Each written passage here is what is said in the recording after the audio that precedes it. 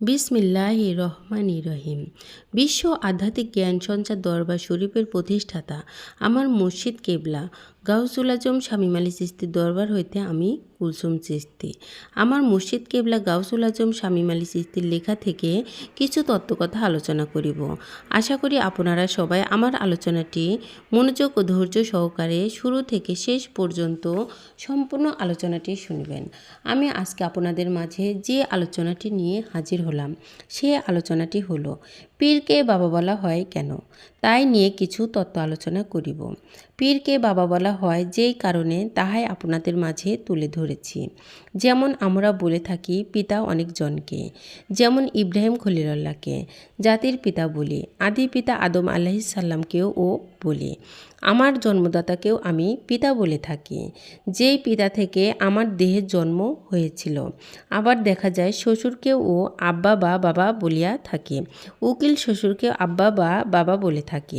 তাহলে আমাদের মনে জ্ঞানে কেন বাধা সৃষ্টি হইয়া থাকে যে পীর আউলিয়াকে বাবা বলিয়া ডাকিতে পারবো না? একজন পীর আমাকে আল্লাহর পথ দেখাইয়া দিতেছেন এবং আলোকিত জ্ঞানের শিক্ষা দীক্ষা দিয়ে জ্ঞানকে আল্লাহর পথে জাগ্রত করে দিচ্ছেন। মৃত্যুর পরে আমার রুহের উদ্ধার করিতে হলে পীর মুর্শিদের জ্ঞান ও সাধনা এবং প্রেম দ্বারা আমার দেহের উদ্ধার করিতে পারিব। আর আমি তুমি যদি পাপে পাপিষ্ঠ হইয়া মৃত্যুবরণ করি, তবে তো জন্মদাতার জন্ম দেওয়া দেহের শাস্তি হবে না, রুহের শাস্তি হবে। তাহলে যার দ্বারা আমার রুহের শিক্ষা দীক্ষা পাইয়া এবং রুহের পবিত্র করার সুযোগ পেয়েছি পীরের দ্বারা, তাহলে আমরা কেন মহাব্বত করিয়া ভালোবাসিয়া পীর মুর্শিদকে বাবা বলতে পারিব না?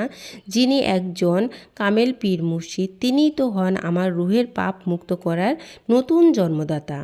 যিনি আমার পীর শামীম আলী চিশতি, তিনি আমার রুহানি পিতা, আমার পীর কেবলা বাবা, পীর কেবলা কাবা। আমাদের সকলকে আল্লাহ বুঝার তৌফিক দান করুন। এবার আসি দেহের মধ্যে আল্লাহ তাআলা কি রেখেছেন, এই নিয়ে আপনাদের মাঝে কিছু আলোচনা করব। সারা বিশ্ব ব্রহ্মাণ্ডে যাহা কিছু রাখা আছে ইঙ্গিত স্বরূপ বাস্তব অবাস্তব মানব দেহের মধ্যে তাহা রাখা আছে। তাই বলা হয়েছে যে মান আরাফা নাফসাহু ফাকাত আরা রাব্বাহু, অর্থাৎ যে নিজেকে চিনতে পারিবে সে তাহার রবকে চিনতে পারিবে। আমরা নিজেকে যখন চিনতে যাইব তখন দেখতে পাব আল্লাহ তাআলা মানব দেহে কোথায় কি রেখেছেন। প্রথমেই আমরা জানতে চাইব যে আরশ কুরসি লৌহ কলম মানব দেহে রাখা আছে। সাগর নদী পাহাড় এবং মানব বসবাসের জন্য ভূমি পর্যন্ত দেহে রাখা আছে। পৃথিবীতে বহু বহু ভাষা আছে, কিন্তু আরবি ভাষাটি আল্লাহর কাছে বেশি পছন্দ এবং মনোনীত। এই আরবি হরফ বা অক্ষর দ্বারা এই মানব দেহে আল্লাহ সৃষ্টি করিয়াছেন এবং আল্লাহ তাআলা আরও কিছু প্রমাণ রাখিয়াছেন, যেমন আল্লাহর কাছ থেকে যে আমরা সৃষ্টি হইয়া এসেছি তাহারও কিছু প্রমাণ আরবি অক্ষর দ্বারা রেখেছেন। এই পৃথিবীতে থাকা অবস্থায় যদি আমরা কোনো জানলেওয়ালা বা কোনো কামেল ওলি আউলিয়া পীরের কাছে জানিয়া শিখিয়া এবং দেখিয়া লই, তাহলে কোরআনে একটি আয়াতে বলা আছে কিতাবুন ফুলসিরাত আজাতুন কোরআনান আরাবিয়ান, অর্থাৎ এই একটি গ্রন্থ যাহা আরবি কোরআন রূপে অবতীর্ণ, এর বাক্যসমূহ জ্ঞানীদের জন্য। তাহলে সেইটি কোন কোরআন?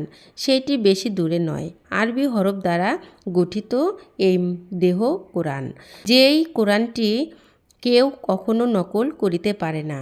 আরও বলা হয়েছে কোরআনে সূরা বাকারায় জালিকাল কিতাবু লা রাইবা ফিহি হুদাল্লিল মুত্তাকিন, অর্থাৎ এই সেই কিতাব যাতে কোনো সন্দেহ নাই। যেমন কাগজে আয়াত দ্বারা কোরআন লেখা আছে, সেইটি দেখা যায় খারিজি মুসলমান যারা নকলও করিতেছে, কিন্তু দেহ কোরআন কেউ কখনো নকল করিতে পারে না। তাই কোরআনে সূরা বাকারায় আল্লাহ বলেছেন আমার এই সেই কোরআন যাতে কোনো সন্দেহ নাই। তাহলে সেই কোরআনটি হলো দেহতত্ত্ব কোরআন।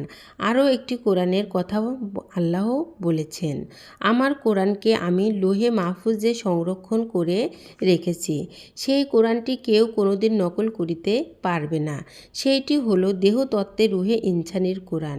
যদি কেউ দেহতত্ত্ব কোরআনের হরফ বা অক্ষর পাথরগুলি সম্বন্ধে চিনে জানে এবং দেখে সেই কোরআনের আয়াত পড়ে, তাহার জন্য এই পৃথিবীর যত পাপ আছে সমস্ত পাপ মাফ হইয়া যায়। দেখা যায় সেই মানুষটি আল্লাহর অলি আউলিয়াতে পরিণত হয়ে যায়। দেহের মধ্যে ফেরেশতাদের পরিচয়গুলো পাওয়া যায় যে কোন ফেরেশতা কোন কাজে নিয়োজিত আছে। একদিন দেখা যায় ওই ফেরেশতাদের সাথেও সম্পর্ক করা যায় এবং সে ফেরেশতাদের সাথে কথা বলাও যায়। আর দেহের মধ্যে আল্লাহ তাআলার পরিচয় এবং আমি যে কে তাহার পরিচয় আরবি অক্ষরে পাওয়া যায়। আল্লাহ সবাইকে জানার তৌফিক দান করুন। আমি যে আলোচনাটি আপনাদের সামনে করেছি, এই আলোচনাটি যদি আপনাদের ভালো লেগে থাকে তাহলে আমাদের এই চ্যানেলটি সাবস্ক্রাইব করে দিবেন। সামনে আরও ভালো ভালো আলোচনা পেয়ে যাবেন। আপনাদের সামনে ভালো ভালো আলোচনাগুলো যেন নিয়ে আসতে পারি এবং শোনাইতে পারি। সর্বশেষে সকলের চরণে হাত রেখে একটি কথা বলতে চাই, আল্লাহ গোপনেরও গোপন। সেই গোপনকে পাইতে হলে একজন কামিল মুর্শিদের কাছে যাইয়া বায়াত গ্রহণ করে সেই গোপন ইবাদত সাধনার মাধ্যমে আল্লাহকে লাভ করিতে হবে। সকলে ভালো থাকবেন, সুস্থ থাকবেন। আল্লাহ হাফেজ।